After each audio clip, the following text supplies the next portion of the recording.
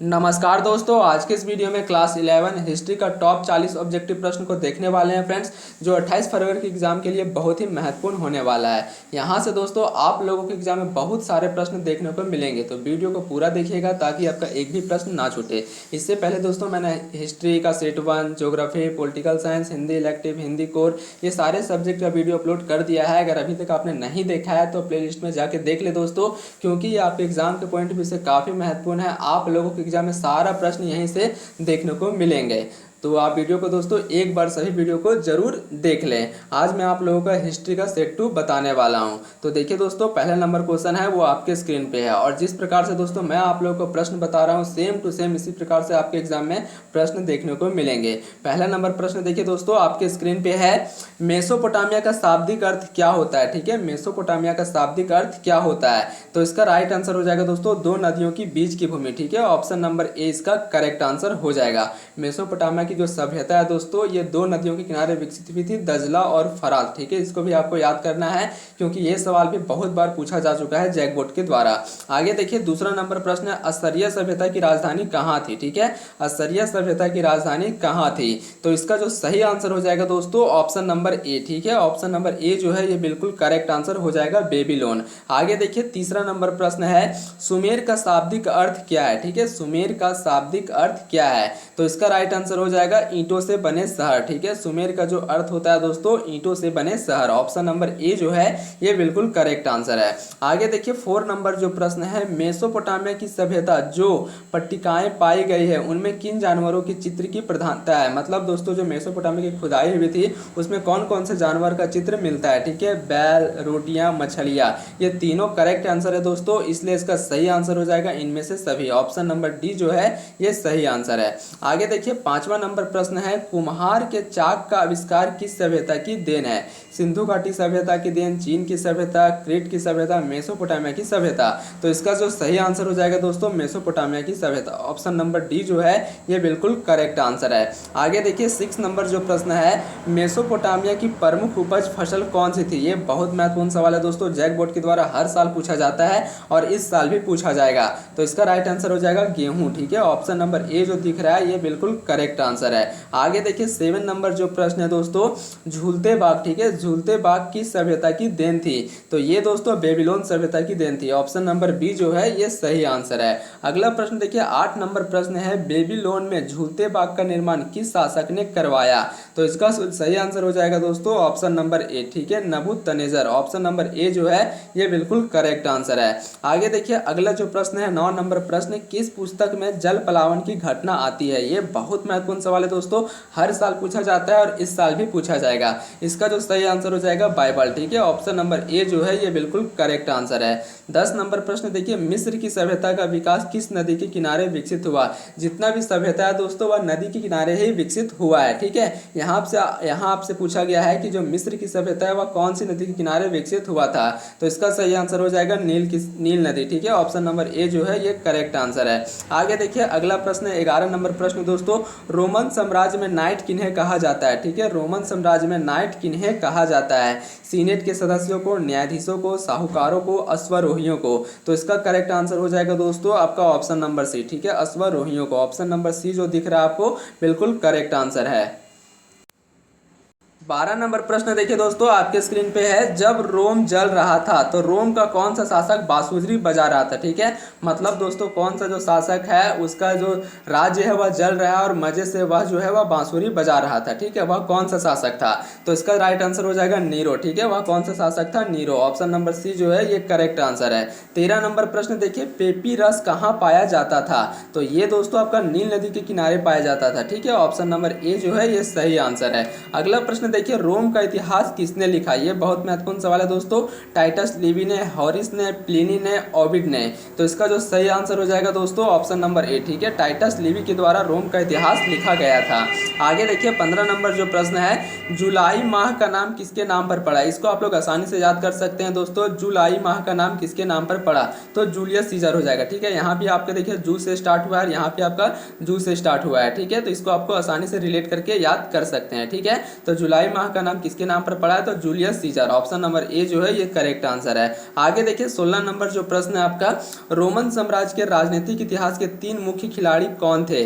तो ये तीनों जो इतिहास थे दोस्तों, ये सम्राट थे, अभिजात वर्ग थे और सेना, ये तीनों ये आपका बिल्कुल करेक्ट आंसर है। ठीक है, इसलिए सही आंसर हो जाएगा उपरोक्त सभी। ऑप्शन नंबर डी जो है ये करेक्ट आंसर है। आगे देखिए 17 नंबर प्रश्न है, दिनारियस क्या था? ठीक है, दिनारियस क्या था?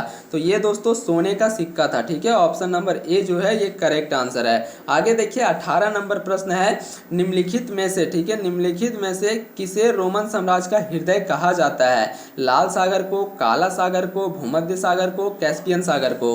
तो इसका करेक्ट आंसर हो जाएगा दोस्तों भूमध्य सागर को जो है वह रोमन साम्राज्य का हृदय कहा जाता है। ठीक है, ऑप्शन नंबर सी जो है ये करेक्ट आंसर है। आगे देखिए 19वां नंबर जो प्रश्न है, स्पेन के व्यापार के लिए प्रसिद्ध था? तो स्पेन के व्यापार के लिए दोस्तों जैतून का तेल प्रसिद्ध था। ठीक है, ऑप्शन नंबर ए जो है ये करेक्ट आंसर है। ठीक है, आगे देखिए 20वां नंबर जो प्रश्न है, पेपायरस, पेपिरस क्या था? ठीक है, ये जो पेपायरस है दोस्तों ये क्या था? तो ये दोस्तों एक प्रकार का पौधा था। ऑप्शन नंबर बी जो है ये सही आंसर है। आगे देखिए 21 नंबर जो प्रश्न है, हजरत मोहम्मद का जन्म कब हुआ था? ठीक है, 460 में, 570 में, 670 में, 622 में? तो इसका करेक्ट आंसर हो जाएगा दोस्तों 570 ईस्वी। ठीक है, ऑप्शन नंबर जो बी दिख रहा है ये बिल्कुल करेक्ट आंसर है। आगे देखिए 22वां नंबर जो प्रश्न है, पैगंबर मोहम्मद साहब का वास्तविक नाम क्या था?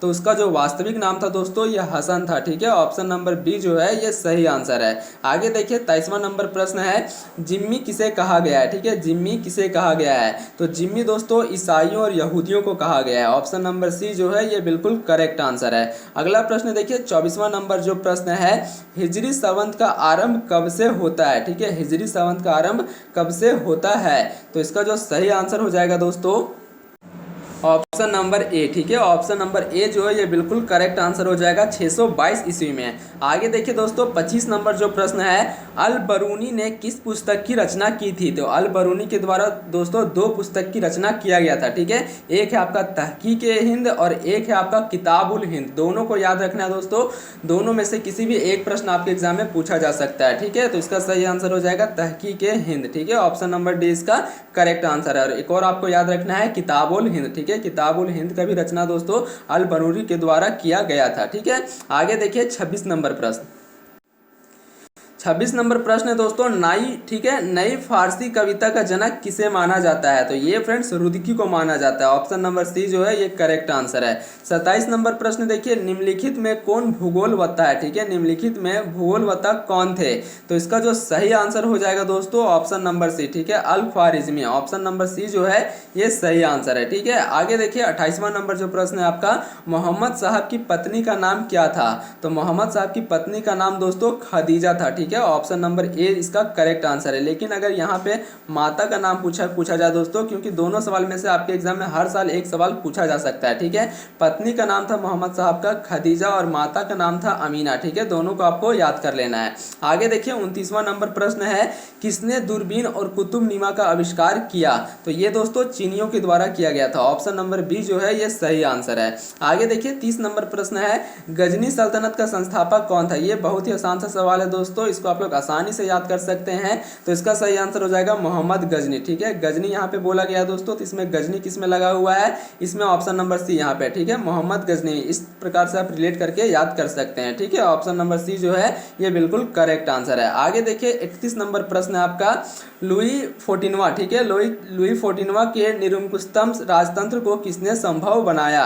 रिशुल और मेजारिन इनमें से कोई नहीं। तो इसका जो सही आंसर हो जाएगा दोस्तों रिशुल और मेजारिन। ठीक है, ऑप्शन नंबर सी जो है ये बिल्कुल करेक्ट आंसर है। आगे देखिए अगला प्रश्न है 32 नंबर प्रश्न, समानती व्यवस्था का मुख्य आधार क्या था? भूमि था, सेवा था, व्यापार था, सेना था?